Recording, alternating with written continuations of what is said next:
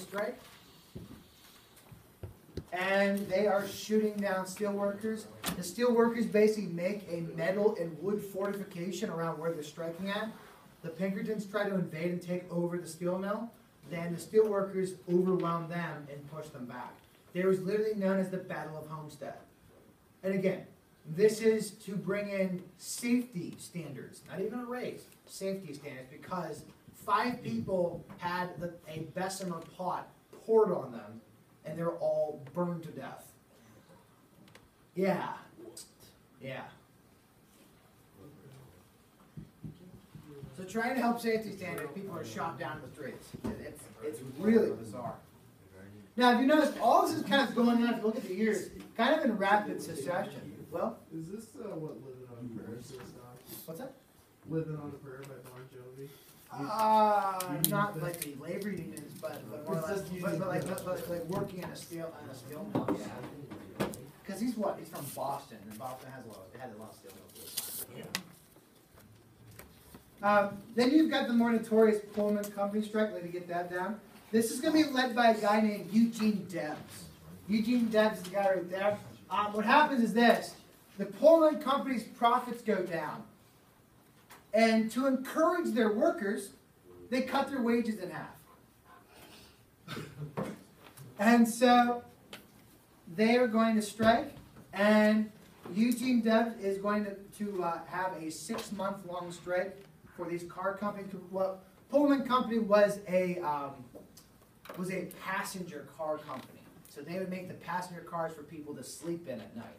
And what was kind of cool about those passenger cars was they had these boxes, and more or less they had a suspension system so you could actually sleep relatively easily. And so the Pullman Company strike really becomes really kind of the breaking point here. And at the same time, there's also a book that started to become popular in the 1800s known as the Communist Manifesto. Communist Manifesto is written by the author and political scientist Karl Marx. This is where we get the concepts of communism and socialism. And so people are basically seeing these guys with high amounts of profit. You're seeing the large working class with a high amount of poverty. And there's a political scientist saying, why don't we have everyone all in this happy middle? And people are saying, wow, that sounds good. Okay? And people start surging into this. Bernie Sanders is still kind of one of those people that wants this idea of socialized society. Go ahead. Like Marxism or Marxist? Marxist is basically trying to then take over the country using socialism. So socialism is an economic idea. Marxism and communism is the government controlling of that. Rocket question? When did he write Das Kapital, Karl Marx? Like the Das Kapital, I think, is like 1863. You can look up the date. I think it's 63 because it goes 63 with Das Kapital, and then Communist Manifesto, I believe, is 67. But I could be wrong. That'd be like a look it up on Amazon. So he wrote it like in 67, but it didn't gain popularity. Well, just like with any book, it slowly kind of becomes more and more popular. Because the other thing is printing rates are much slower. This was originally written in German, translated in the 1870s in London for English, and then basically expanded that way. Yeah. Because what happened was this, gentlemen. There we go. Because the thing is that he was originally a German political scientist. He gets kicked out for his ideas, goes to London, writes it for his people in Germany, and then basically kind of slowly becomes more popular that way. What Debs is really known for, and we're going to talk about him a couple times, he runs for president 5 different times, including in 1920 when he runs for president in jail. Yes, ran for president in jail. Like to get all this down? So he becomes the leader of the Pullman Company strike. And 2 years later, because of his rise of the Socialist Party, now, this Socialist Party is not the Socialist Party you're thinking of. Because basically what happens is communism and socialism is going to change in 1917 when Russia is overthrown, the monarchy is overthrown, and communist Lenin is going to take that over. So at this time, it's still kind of, we'll call it a little bit more innocent. And the proposal is this.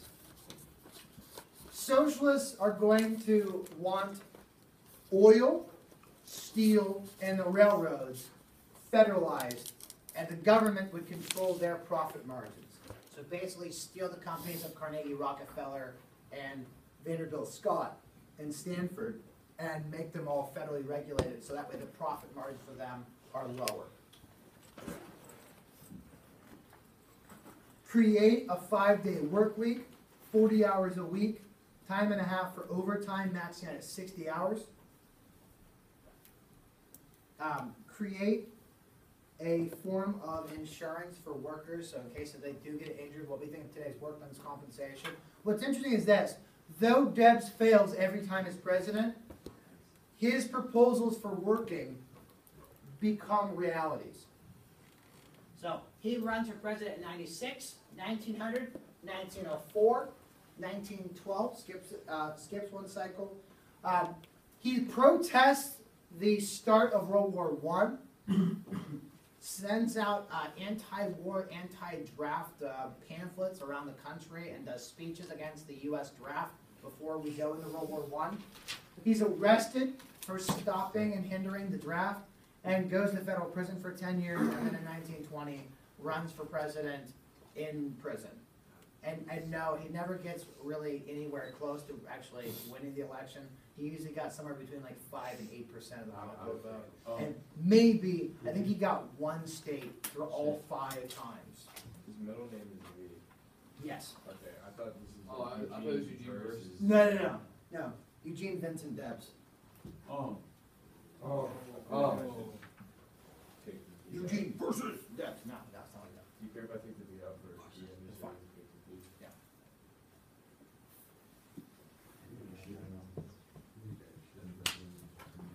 But he's really the guy who's going to popularize and make the mainstream of labor unions. Oh yeah, some epic rap battle. Yeah, I was wondering. Oh gosh, what was a really good one? Dr. Seuss, Adolf Hitler, and Oh, Darth Vader. Darth Yeah, Vader. those are so good. Yeah.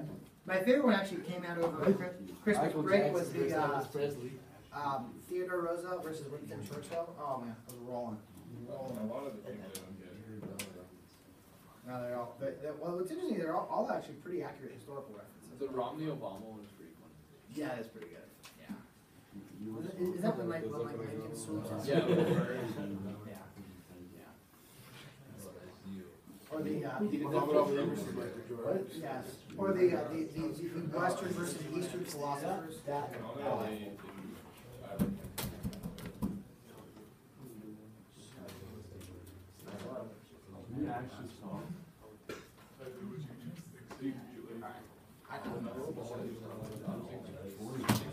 We all good, guys? All right, last one. So, one of the most famous female labor unionists, her name was Mary Mother Jones. Mary Mother Jones becomes the founder for child labor laws. Up to this point, basically, if you could do the job, you could work the job. The problem was they were using children for bad things. Like, hey, something got stuck in the machine. You're small, get in there, right?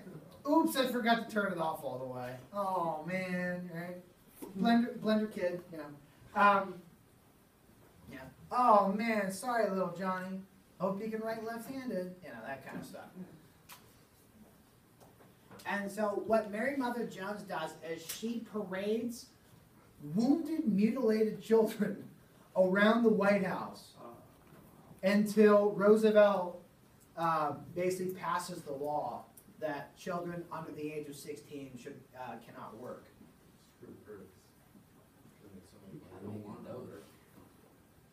Well, the issue here is this, is that if you have kids who are basically in impoverished situations, who are forced to work instead of go to school, you're always in that class. You can never get out of that class. Whereas, even at this time, the requirement was 8th grade education.